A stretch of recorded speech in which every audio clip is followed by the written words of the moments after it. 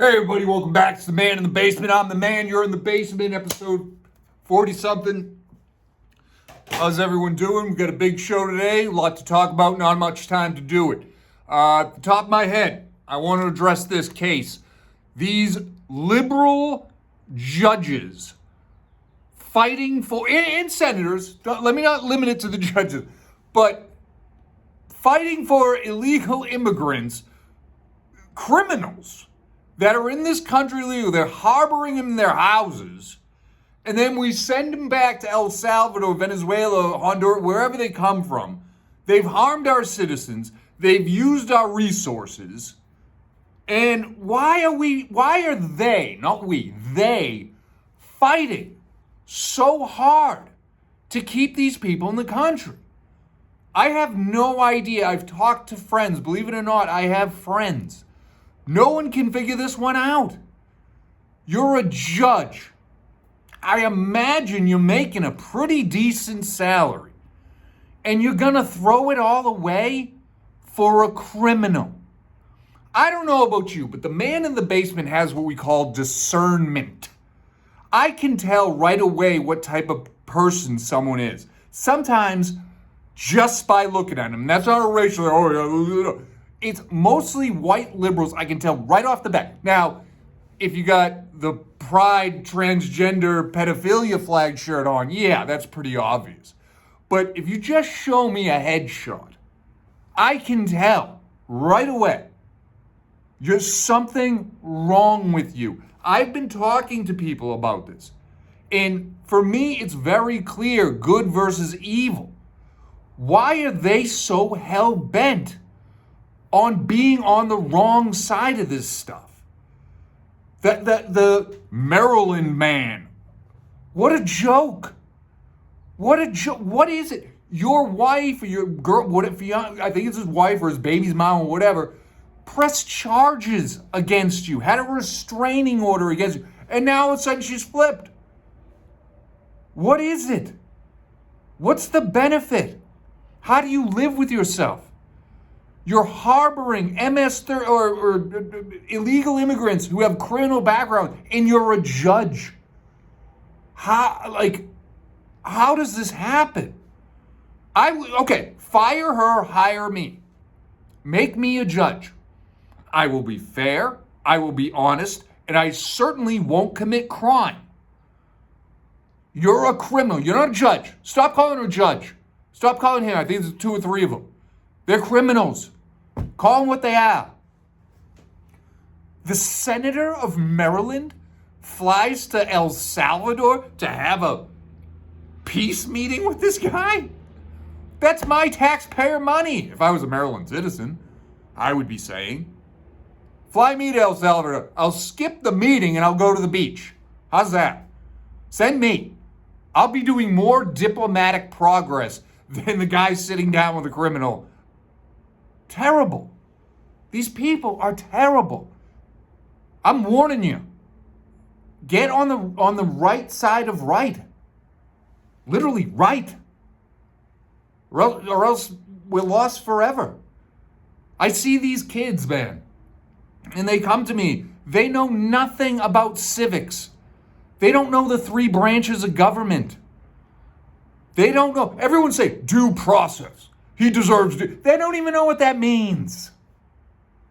Due process was stopping him when he came into the country illegal. That's due process. It ends there. Oh, let's see. Are you legal allowed to be here? Nope. Turn around, go home. Someone comes into your house illegally. They don't get due process. That's it. Anyway, I'm going to stop myself there before I get too excited, but I want to hear your comment on the tape. I want to know if there's anyone else out there like me. Please, for the love of God, spread the word. Tell them about the basement. Call into the basement. Write the basement. Deacon Cassidy, this is what I think. All right, next on the agenda is the mistreatment of cops. Now, this one is I did a show a few months ago on cops and how it's the hardest job in the world. Granted, I was on the website last night. They make a pretty penny out here. They do. But what a world you live in. Like, one of my best friends is a cop. We talk about it a little bit, but I can tell when he starts talking about it, he don't want to relive some of this stuff. He kind of, and he knows who he is. He watches the show. Good friend of mine, my little brother, basically. But, yeah, I don't want him to relive. I want him to enjoy my time. Believe it or not, I know how to have a good time. Believe it or not. It's not all just pain and suffering down here in the basement. Once in a while, we crack a few and joke around a little bit. So I don't want him to see. I watched these videos. I just saw one right before I came to the basement. These cops are trying to break up this fight or restrain this girl or something, and these girls are attacking them. And the cops are pushing, shoving. Now, granted, it's something. You're not just standing there and taking it. But I always ask my buddy, what happened to batoning? What happened to physical brute force? I got batoned when I was 18 or 19, right in the back of the knee. Didn't walk for about a week. And what I was doing was pales in comparison. I was doing petty vandalism. Or actually, I wasn't even doing it. I was laughing at it. And they came up out of nowhere, bang, batoned us, whatever. Didn't protest, didn't call a lawyer. There was no video of it at the time. And you know what? I wasn't mad. I was embarrassed. See, that's the difference. We had pride. And if you got batoned by a cop, the last thing you want to do is people to hear about it. Now, of course, I just broadcast it, but this is quite some time later. There's no shame with these people. Your best friend's recording you fighting a cop, hoping to get likes and subscribers and all this stuff. Why aren't you embarrassed? Why aren't you remorseful? Oh, I did something bad. Oh, must be the cop's fault. No. If anything, these cops are way too lenient. I'm the one podcaster on the planet advocating for more police physicality. I didn't say brutality, I said physicality. Stop bringing in police officers that want to, I don't even call them off. What do they call it? Public service advocates or whatever. Stop bringing them in if they don't look like they've never been in a fight in their life. They're worthless. Buy more orange inanimate cones. They're more effective. Buy more caution tape. It's more effective than a 110-pound woman who doesn't want to fight. I don't care. Like, I'm not like that only men can be cops. No. If Ronda Rousey wants to be a cop, cool. If Holly Holm wants to be a cop, cool. I'm not messing with them. I'm not messing with anybody. But stop bringing in, we're all equal, I'm a vegan cop. It's useless. Get more canine dogs that can bite. More effective.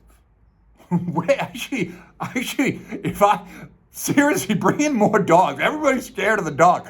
Nobody's scared of the lesbian 300-pound, 5'2" girl. Nobody. She's not catching anyone. Bring in Scooby-Doo, Fido, Butch. Bring in those guys. I'd be, whoa. That's a more effective force. Seriously, we got rid of DI. We were supposed to get rid of hiring these weak, and men too.